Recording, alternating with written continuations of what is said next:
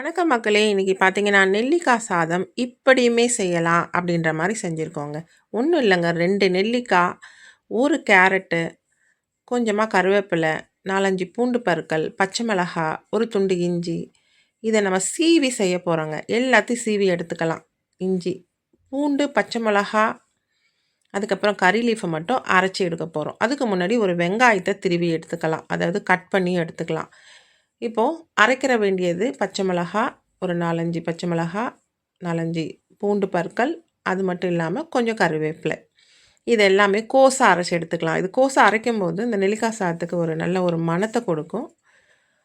கருவேப்பிலைய அரைச்சு போடும்போது இந்த பசங்க சாப்பிட மாட்டாங்க குழந்தைங்க. இதுவுமே நல்ல முடி வளர்ச்சிக்கு உதவும். அதனால சேர்த்து நம்ம அரைச்சு போடுறோம். அவ்வளோதாங்க. அரைச்சு எடுத்தாச்சு. கோஸா அரைச்சுக்கணும்னு சொல்லியிருக்கோம். இப்போ ஒரு பேன்ல ஒரு டேபிள் ஸ்பூன் அளவுக்கு எண்ணெய போட்டு, கொஞ்சம் வெந்தயம், கடலைப்பருப்பு, நீங்க வேணும்னா கடுகு, உளுத்தம் பருப்பு இது எல்லாமே சேர்த்துக்கலாம். நான் இன்னைக்கு கொஞ்சம் கடலைப்பருப்பு சேர்த்துட்டு, கொஞ்சம் முந்திரியும் சேர்த்துருக்கேன். வேறு நட்ஸுகளும் நீங்க சேர்த்துக்கலாம். ஸோ இது நல்லா எண்ணெயில பொரிஞ்சு வரட்டும். அதுக்கப்புறம் நம்ம என்ன பண்ண போறோம், இந்த வெங்காயத்த சேர்க்க போறோம்.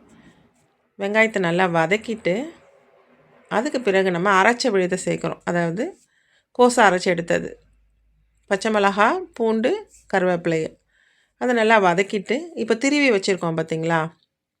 நெல்லிக்காய், கேரட்டு, கொஞ்சம் இஞ்சி துண்டு. இதெல்லாம் திருவி வச்சுருக்கோம்.